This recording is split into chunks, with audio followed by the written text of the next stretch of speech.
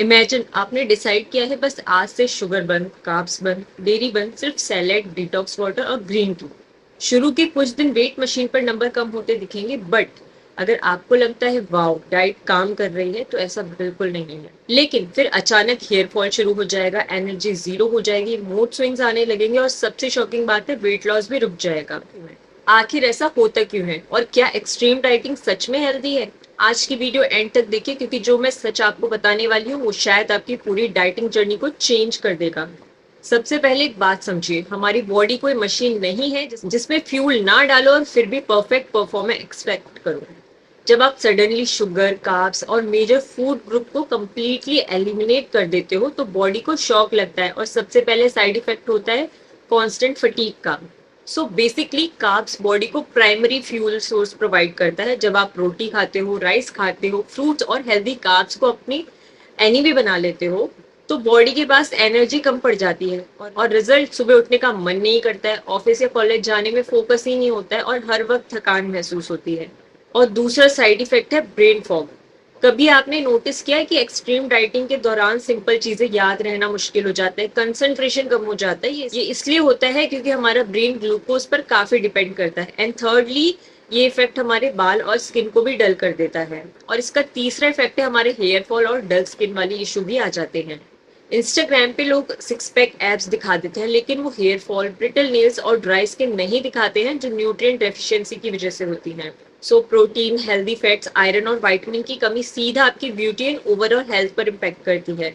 अब बात करते हैं सबसे डेंजरस इफेक्ट की, तो स्लो मेटाबॉलिज्म हो जाता है। ये वो पॉइंट है जहाँ बहुत ही लोग फंस जाते हैं। बॉडी स्मार्ट है, जब उसे लगता है कि फूड सप्लाई कम हो गई है, वो सर्वाइवल मोड पे चली जाती है, मतलब बॉडी कैलोरीज बचाने लगती है।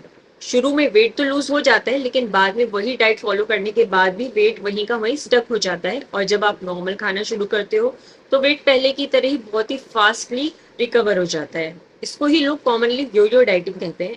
अब फिजिकल इफेक्ट के साथ साइकोलॉजिकल इफेक्ट भी समझिए। एक्सट्रीम डाइटिंग सिर्फ बॉडी को नहीं, माइंड को भी इफेक्ट करती है। अब आप हर वक्त फूड के बारे में सोचने लगते हैं, ये खा सकती हूँ या नहीं, इसमें कितनी कैलोरीज है, मैंने चीट मील खा लिया, अब गिल्ट हो रहा है, एक्सेट्रा एंड सो। और धीरे धीरे ईटिंग स्ट्रेसफुल हो जाएगी रेदर देन एंजॉयबल। पूरे हफ्ते खुद को रोको और वीकेंड पे इतना ओवर ईट कर लो कि सारी मेहनत खराब लगने लगे। Sound familiar, right?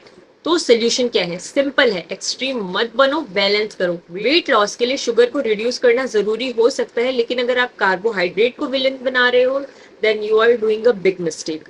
रोटी, राइस, ओट्स, फ्रूट्स ये आपके एनिमीज नहीं है। हर मील में प्रोटीन को ऐड करिए, फाइबर रिच वेजिटेबल खाइए, हेल्दी फैट्स को इंक्लूड करिए, पानी अच्छी क्वांटिटी में पीजिए और प्रॉपर स्लीप लीजिए। और सबसे इंपॉर्टेंट है कंसिस्टेंसी पे फोकस करिए, परफेक्शन पर नहीं।